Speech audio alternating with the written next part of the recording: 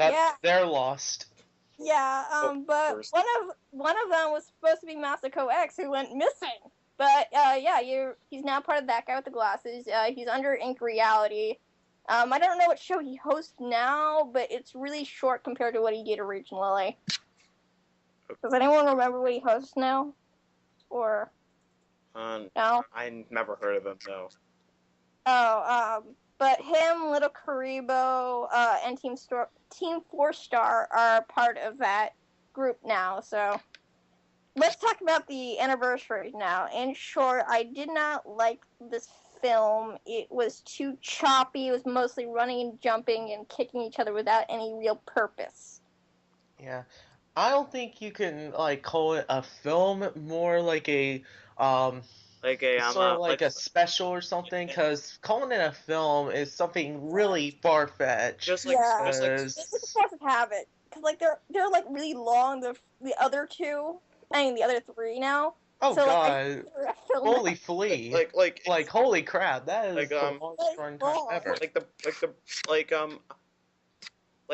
It's like the brawl is just a special thanks to all the people that helped them supported that got the glasses and watched their content. Mm-hmm. Okay. Brian, do you have any input on this? The brawl? Not much. I mean, it's just a little thing they threw together for the anniversary to celebrate the fans and whatnot, and thank them for donating during a charity drive and all that, and also to kind of wrap up the whole fake critic angry video game nerd rivalry thing, which that couldn't go on forever anyway, so that was a smart call. I'm sorry, I just felt like I excluded you for like 20 minutes of the conversation. I feel so bad for your there's not.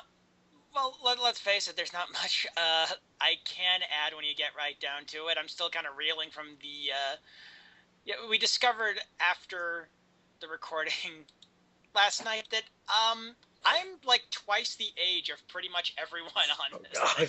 Yeah, because I'm 17. Gus is... No, not Gus. I mean, Brian is 31?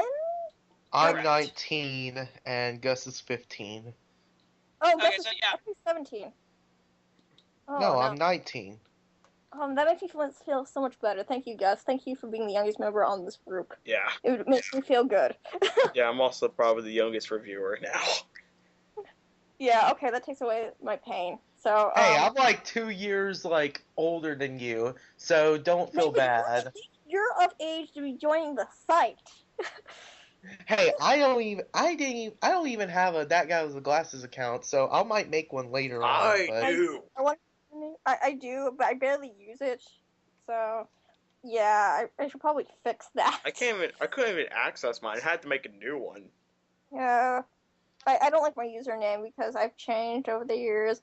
But, one thing I did like about the Brawl is because I came in the fandom so late, I actually saw Chick with the Goggles and other characters that I wouldn't see in the Brawl. Well, in other episodes, because it is impossible to find Chick with the Goggles anywhere. I've Google searched her, I YouTube searched her, she's nowhere to be found. Like, there's she's doing artwork. I mean, she's doing the artwork for Paw's new website right now, so. I think we're getting really distracted now.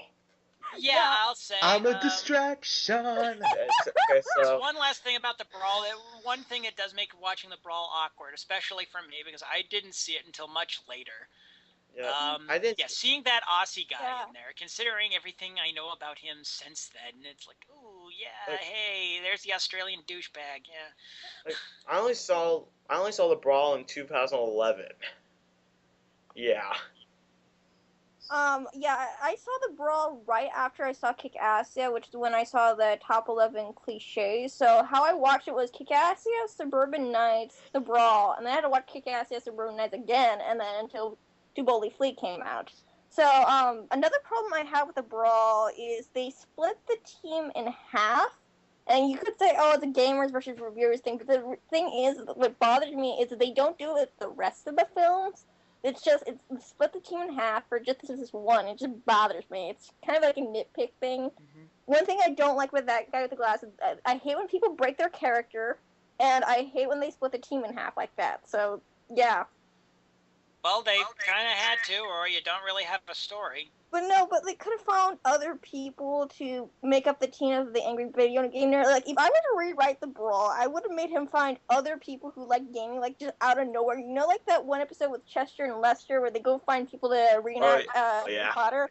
Yeah, I would have done something like that.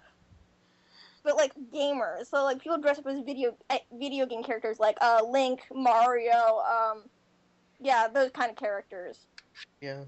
I can just imagine Mike and AVGN and just a ton of Nintendo characters and Sega characters come up into having like this big old like Lord of the Rings army, and then we have like Nostalgia Critic and that guy with glasses, and then they just look at the army and they're like, run, and then do the comedic run. I just see one of the Nintendo characters going, "It's me, Mario. I'm gonna fuck you up."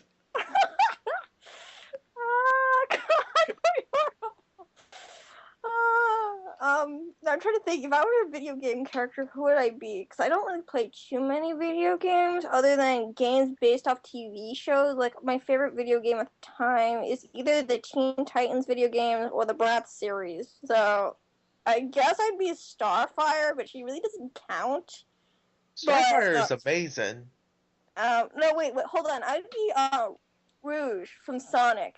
That's who I'd be, yeah. Because she's awesome. But now let's talk about Kickassia. This one was one step up from the Brawl. It's actually a feature-length film. You can buy it on DVD. Yeah. Which I have. And you can also pre-order it for a charity drive. Yeah, I really and I don't have it. Well, you can see certainly a marked improvement in the filmmaking. Of course, I mean, again, for the Brawl, it was just something quick they threw together for the anniversary. For this one, they actually put some thought into it, and of course, big ups to Kevin Baugh for playing along. Yeah. Because if he had, there'd be no movie. Yeah, but I guess I have a few problems with. Oh, go on. Yeah, but getting a little sidetracked. Lewis Linkara actually released a commercial for his new DVD, Atop the Fourth Wall Volume 1. Right, I haven't seen that link. You sent me that link, but I haven't opened it yet because I was so busy today. Like, I was juggling 4 different things, like, just besides this. So, okay. I'm sorry if I didn't respond to you in advance. Okay, but Kickassia. I actually kind of like this. I would say that To Bully Flea is number 1. Number 2 has got to be Kickassia. It was a big improvement of the Brawl. I do have to agree with Kira on this one. Basically, I never seen Nostalgia Critic did a film, and I remember to myself always saying to myself, oh, I wonder if they should make Nostalgia Critic the movie since Angry Video Game Nerd has a movie. Then when I heard about this guy named Cinemac Venom, he does this Q&A, and one of the questions someone asked is like, would you go see a Nostalgia Critic movie? And Cinemac Venom actually told about Kickassia, and I was like, what is that? So I typed it in, I've watched it, and I actually loved it. Yeah. And ever since then, I watch that film religiously, all the time. I'm not way with Suburban Nights, honestly, but I'll get to that later. But I didn't like Kickassia that much, but it's better than the Brawl. Yeah. It's not that Bully Flea territory. I mean, Bully Flea is one step above it. But Kickassia, again, it was kind of sloppy, but still pretty good.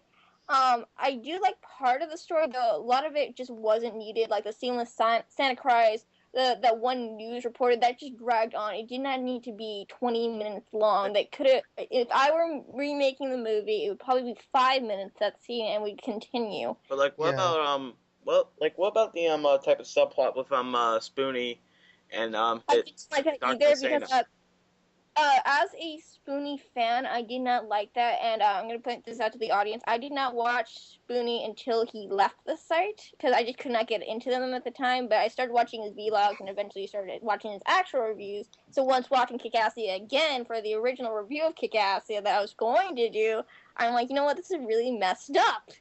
So yeah, it's just like I don't like that subplot either. I don't like the Nazi joke in the beginning because one, I am Jewish, and two, it's just offensive to Holocaust survivors who are watching this. So, well, I'm not a Holocaust survivor. I'm just saying I have ancestors who are. So. Yeah, but like when we did like the pre-show of this, like when we were trying to actually record this, Brian said that one of the people in the commentary for like the special like the visual effects, they said that they had higher versions of it, but they decided not to news that until like the newer ones like Suburbanites and the Boldly Flee. Yeah, higher versions of what? Like of like the better looking explosions for the explosion effects. Yeah. Oh, I thought you had something to do with the joke. I'm like, what? They decided to keep it looking video gamey. Yeah. Oh, okay. Yeah, yeah, the special effects were really cheesy. I don't. Oh God. Who's the two-dimensional guy? Because that bothered me as well.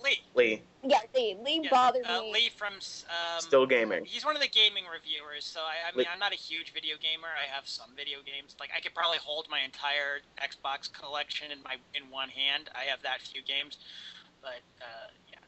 But yeah, Lee bothered me. I thought that was funny. I guess funny.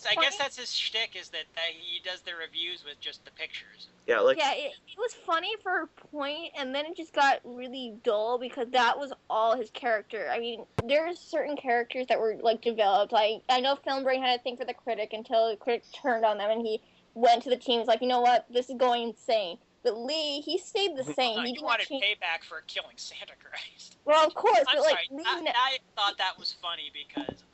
But Lee never. I just love Rob. Bothered me.